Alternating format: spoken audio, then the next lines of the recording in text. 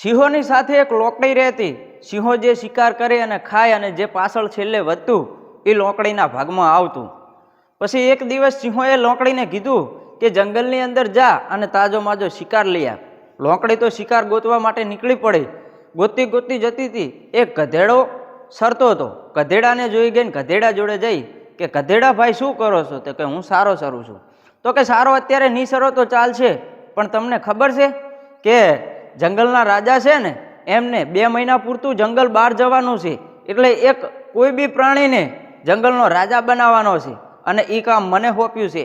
તો મને શું લાગ્યું કે સૌથી સમજદાર એક જ તમે છો અને તાકાતવર પણ તમે છો, તો 2 મહિના પૂરતા શું તમે જંગલનો રાજા બનશો? ગધેડો તો વાત સાંભળી।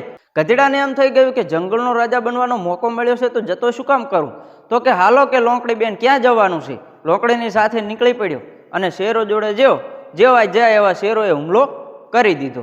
જેવો હુમલો કર્યો એટલે ગધેડા ભાઈએ તો જેમ તેમ કરીને બચીને નીકળી ગયા। લોકડી પાછી ગધેડાની પાછળ પાછળ આવી અને કીધું કે ગધેડા ભાઈ તમે કેમ આવતા રહ્યા? તમારે જંગલનો રાજા નથી બનવું? અરે શું કે જંગલનો રાજા બનવું કે એમની તો મારા માથે હુમલો કર્યો અને કાન તોડી કાઢા।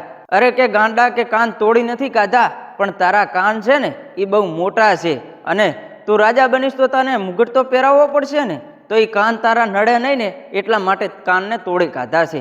તમારે જંગલનો રાજા બનવું હોય તો હાલો મારી સાથે, નહીતર હું કોઈ બીજાને ગોતી આવું। આવું કહીને લોકડી હાલતી થઈ। ગધેડો પાછી વાતામાં આવી ગયો અને પાછો સિંહો જોડે જતો રહ્યો।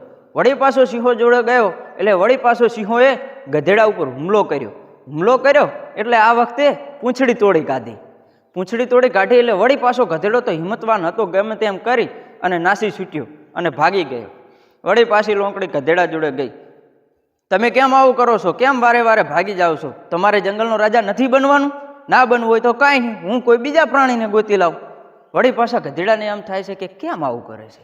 વળી પાછો ગધેડો કહે છે કે મારે જંગલનો રાજા તો બનવું છે, પણ સિંહો મારા ઉપર હુમલો કરે છે એટલે મને ખતરો મહેસૂસ થાય છે।